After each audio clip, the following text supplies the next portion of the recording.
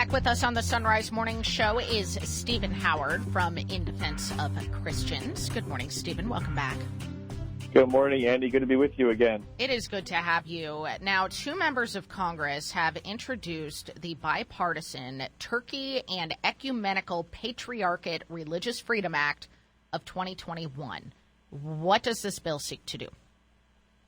This bill seeks to push the administration to heed the recommendations of the United States Commission on International Religious Freedom. In particular, it calls on the administration to place Turkey on a special watch list to be able to monitor conditions on the ground in Turkey relating to the religious freedom, especially of the Ecumenical Patriarchate. And it also calls on the Secretary of State to actually release a report on a regular basis about international religious freedom conditions in Turkey. So this resolution, this bipartisan resolution, actually is really seeking to re-engage the executive branch in advocating for religious freedom for Orthodox Christians and for all persecuted religious groups in Turkey. Now, when you talk about the Commission on International Religious Freedom, you all were hoping that Turkey would have been a country of particular concern, correct? Not just on this watch list?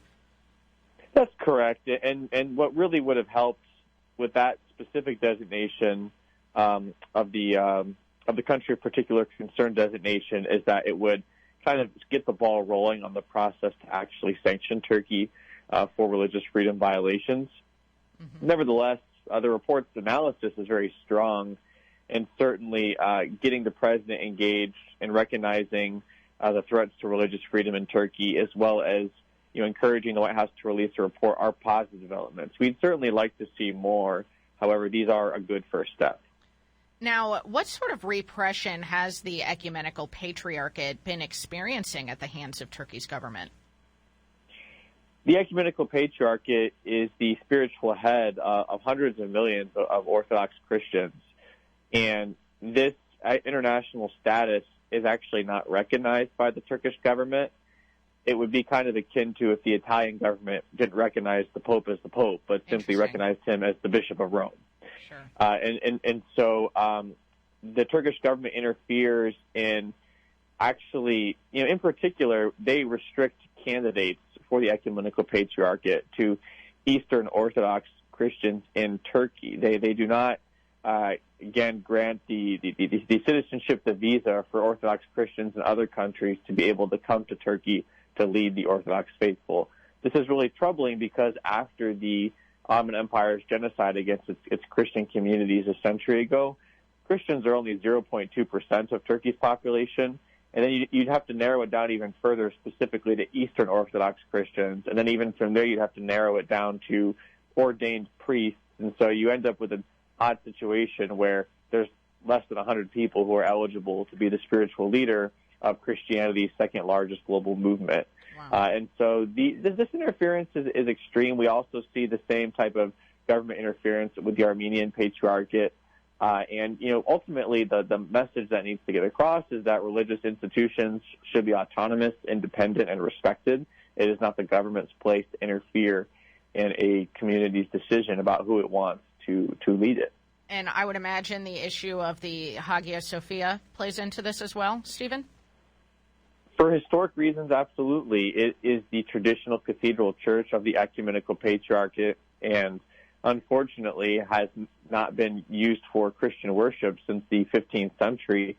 Its conversion to a museum about a century ago by Mustafa Kemal Ataturk, some saw as a bit of a nod or an olive branch toward the fact that Turkey is a multi-religious and multi-ethnic country.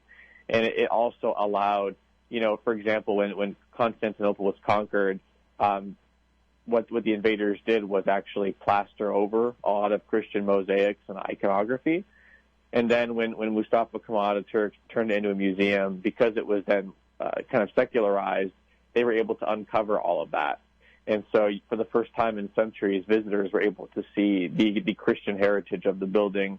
Now it is, with its conversion back to a mosque, you see that there is kind of scaffolding and awning that covers many of the Christian works of art while people are worshiping. And it's also just, unfortunately, a message to the Christian population, which is an indigenous population, that they don't have a place in Turkey any longer. And so obviously, it should be common ground and common sense that a church should remain a church, and that houses of worship are not prizes of war. But that's just a troubling trend in Turkey, is we do see that particularly the government of Recep Tayyip Erdogan using a language of conquest.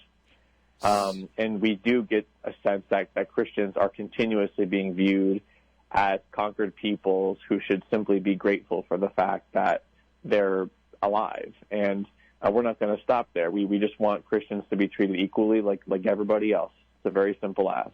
So, Stephen, in terms of this Turkey and Ecumenical Patriarchate Religious Freedom Act, what's your read on Congress in this regard? Is there a good amount of support for something like this?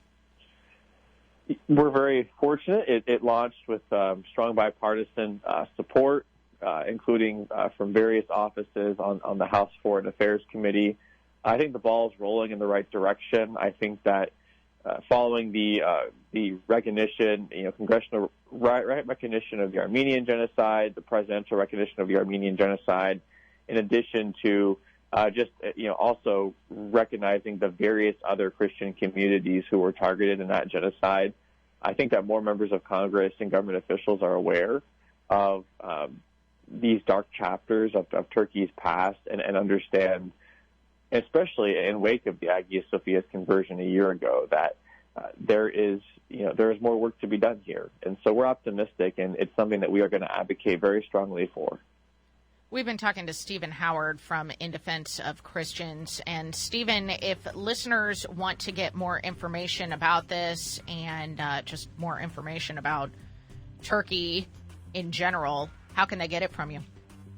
I would encourage people to visit our Take Action page at indefenseofchristians.org, and they will find an action alert for H.R. 3056, Religious Freedom in Turkey, and they can simply just fill out their email, their address, and the system will automatically send a message to their member of Congress.